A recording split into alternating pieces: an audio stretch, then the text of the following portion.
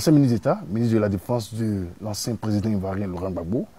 Il est cadre du FPI, en l'occurrence vice-président chargé du projet de société du parti à la Rose. Et aussi, il est enseignant-chercheur à la retraite. Nous recevons dans le cadre de cette émission le ministre Moïse Bida Kwasi. Bonjour, monsieur le ministre. Bonjour. C'est un honneur pour nous de vous recevoir sur notre plateau. Merci d'avoir accepté notre invitation. L'honneur est partagé. L'une de votre force, c'est Laurent Gbagbo, l'ancien président. Aujourd'hui, Laurent Gbagbo à la haie.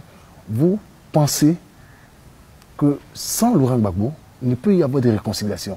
Est-ce que c'est normal d'avoir une telle pensée? Est-ce qu'on ne peut pas se réconcilier sans Laurent Gbagbo? Ce n'est pas particulier à la Côte d'Ivoire.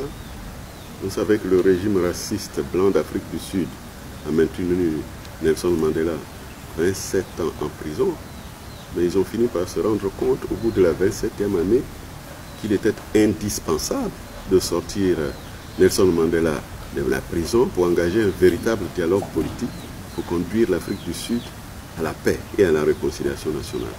C'était Nelson Mandela le chaînon manquant dans le processus de réconciliation en Afrique du Sud. Nous sommes, toute proportion gardée, dans la même situation aujourd'hui en Côte d'Ivoire. Mais ça fait le 8 ans. leader historique du Front populaire ivoirien est encore à la CPI. Son ministre Charles Blé est à la CPI. Ce sont, reconnaissez-le, des acteurs importants de la vie politique ivoirienne. Si on veut vraiment la réconciliation, et si on n'a pas peur d'aller à des élections à force égale, c'est normal que nous demandions le retour de notre leader historique, qu'il soit à la table du dialogue politique pour que le pays reparte du bon pied. C'est ce que nous demandons. Il y a eu un procès tout récemment. Beaucoup ont cru que Laurent Gbagbo allait s'exprimer, allait même retrouver la liberté, mais les avocats de l'État de Côte d'Ivoire manœuvrent déjà pour le maintenir. Pour vous, est-ce que c'est bien d'amener ces avocats-là et parfois de mettre la réconciliation en danger? C'est une véritable honte de prendre l'argent du contribuable ivoirien pour maintenir des Ivoiriens à l'exil, en prison. C'est une honte. La sagesse aurait voulu que le linge sale se lave en famille, que Laurent Gbagbo et Blé Goudé reviennent en Côte d'Ivoire et qu'ils retrouvent leur place autour de la table du dialogue politique. Mais monsieur le ministre, les avocats craignent qu'un Laurent Gbagbo en liberté en Côte d'Ivoire ne se volatilise dans la nature ou ne crée des troubles. Si on craint que la présence de Laurent Gbagbo en Côte d'Ivoire va créer des troubles, autant nous dire qu'on veut le maintenir en prison à vie. Parce qu'un jour ou l'autre, il faudra bien le libérer, que les élections aient eu lieu ou pas, et qu'il revienne en Côte d'Ivoire. On dira encore que c'est lui qui crée les troubles. Ouais, mais depuis qu'il n'est pas là, il y a des troubles en Côte d'Ivoire. Mais peut-être le libérer après 2020. Et pourquoi le libérer en 2020? Nous sommes dans un dossier judiciaire. Il s'agit d'appliquer les droits et de respecter la présomption d'innocence. Et pas seulement la présomption d'innocence, mais de respecter les droits fondamentaux de ceux qui sont mis en cause. Monsieur le ministre, vous avez tout dit. Si la justice décide qu'ils sont acquittés, ça veut dire qu'ils sont innocentés et qu'ils ont été mis immédiatement en liberté, eh bien, il suffit de lever les conditions qui restreignent leur liberté et qui ne sont pas des conditions acceptables. Monsieur le ministre, le FPI a plusieurs fois dit que ce procès n'est pas un procès sur le plan juridique, mais un procès politique. Nous y voilà. Oui, mais en 2020, Laurent Gbagbo en liberté, ça peut fausser les calculs. Est-ce que c'est normal pour... Ça fausse les calculs de qui? Du peuple de Côte d'Ivoire ou bien d'une coterie qui est au pouvoir qui veut s'accrocher et qui hier... Mais ce sont des calculs politiques. C'est Laurent Gbagbo qui voulait s'accrocher au pouvoir. Eux, ils réclament aujourd'hui un 3e mandat. Laurent Gbagbo n'avait même pas fini un 2e mandat quand on disait qu'il s'accrochait au pouvoir. Qui a peur du retour de Laurent Gbagbo? C'est la question. Ce n'est pas le peuple de Côte d'Ivoire qui a peur de Laurent Gbagbo. Le peuple de Côte d'Ivoire, dans sa grande majorité, attend le retour de Laurent Gbagbo et de Charles Blé Goudé. Monsieur le ministre d'État, vous qui êtes dans le secret des dieux, est-ce que vous pouvez confirmer que Laurent Gbagbo en liberté sera candidat en 2020? Pour moi, c'est le parti, le FPI, qui va prendre la décision. Mais, a priori, nous savons que Laurent Gbagbo est le candidat naturel du Front populaire ivoirien. C'est lui notre leader historique. Il est en prison à cause de notre combat pour la démocratie. S'il revient, il faut qu'il reprenne le combat là où on l'a obligé à laisser le combat. Aujourd'hui, le FPI se porte mieux avec le dialogue direct entre Affi et Laurent Gbagbo. Vous qui êtes encore l'un des cadres du FPI, est-ce que vous pouvez nous donner quelques informations sur ce rapprochement? Il y a eu un contact. Il y a eu un contact entre Laurent Gbagbo et Afi N'Guessan. Mais le vrai rapprochement, la vraie solution, ça viendra d'ici. Et nous allons commencer très bientôt les discussions avec Afi N'Guessan.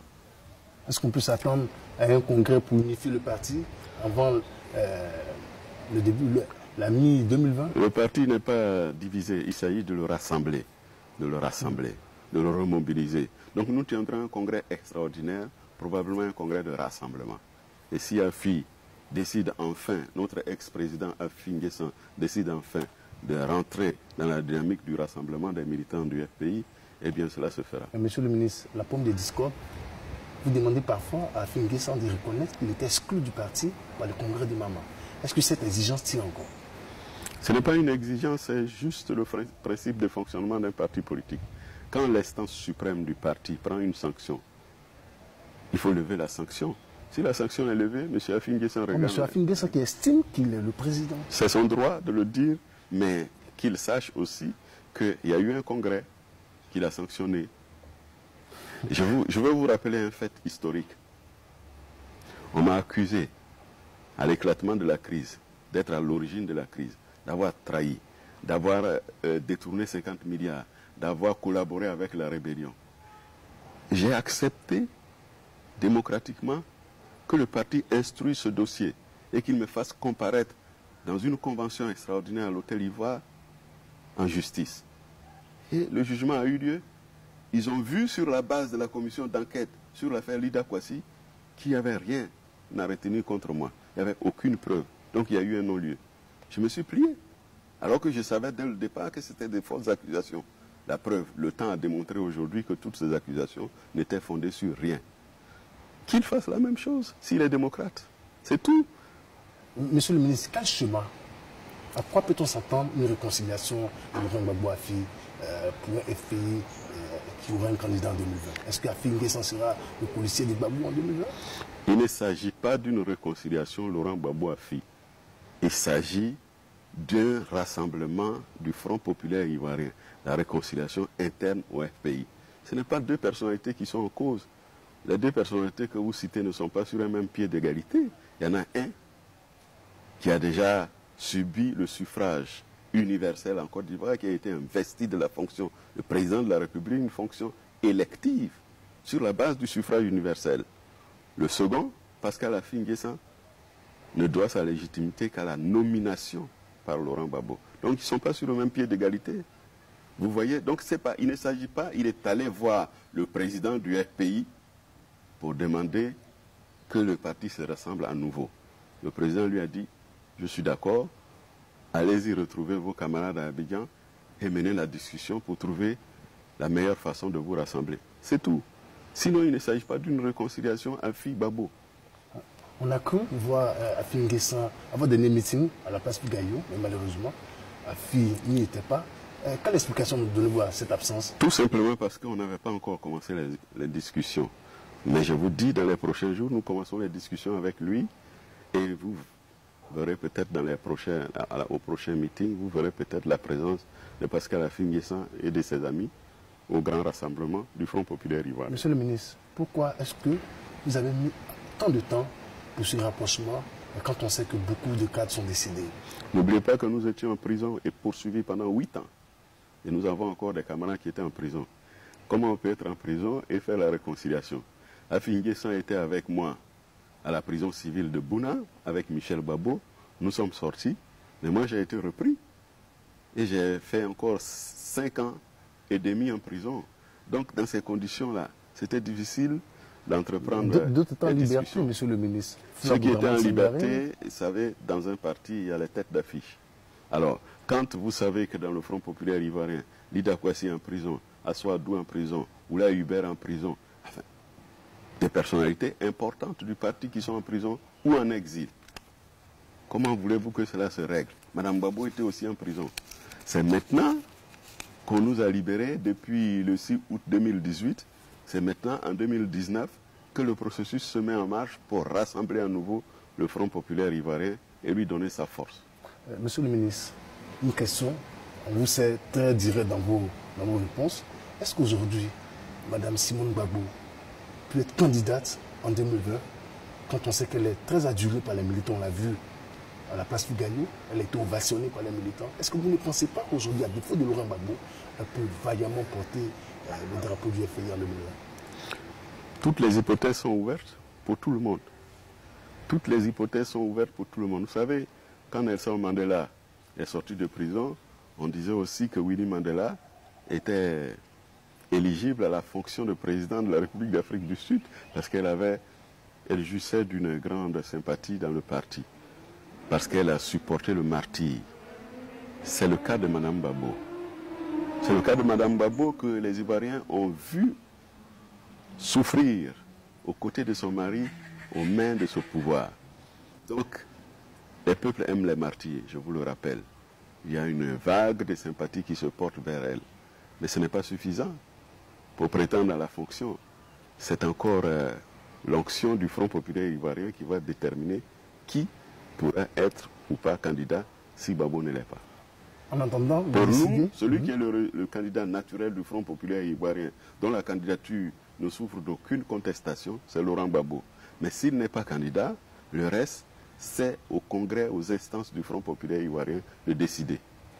En attendant de décider le candidat du FPI, on voit déjà qu'il y a des alliances qui s'énouent avec le PDC et DA.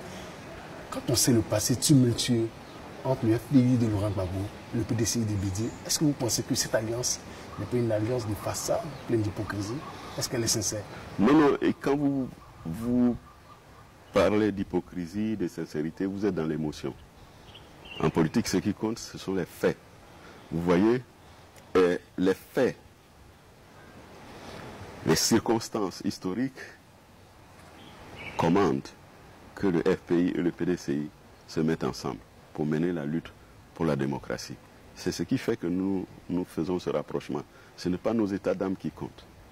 Soro Guillaume, qui a décidé de vous suivre dans ce combat, mais qui est en exil, des cadres du PDCI aussi qui sont en exil. Aujourd'hui, quel commentaire faites-vous? Ben, vous voyez, quand on dit qu'un régime est dictatorial, c'est simple.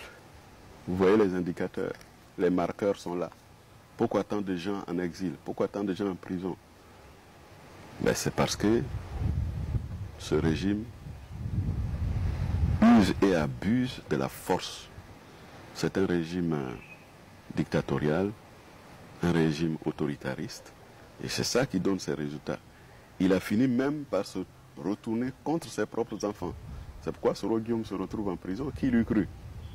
C'était lui le faisait le roi. Pourquoi il se retrouve en exil? Pourquoi ses amis se retrouvent en prison? Parce qu'il n'a pas voulu croire ce que nous disions avant, que ce régime n'est pas un régime de démocratie. Que la communauté internationale qui s'est lourdement trompée en croyant qu'il fallait démettre Laurent Gbagbo pour installer une démocratie, ben, ils en sont pour leurs frais. Monsieur le ministre, dites aux Ivoiriens, est-ce qu'aujourd'hui, le FPI de Laurent Gbagbo a les moyens nécessaires de prendre le pouvoir d'État en 2020? Quand on sait que des comptes ont été gelés, il y a eu beaucoup de décès, quand on sait que le FPI connaît une crise interne, est-ce que vous avez vraiment les moyens? Je vais prendre simplement un cas localisé à ma région, Lakota. Bogadoudou est mort, il y en a d'autres qui sont morts à Lakota. N'est-ce pas, Degri Antoine, qui était le directeur de la structure du transfèrement de la capitale à Yamoussoukro, est mort, il y en a d'autres qui sont morts. Mais n'oubliez pas que la vie est une continuité.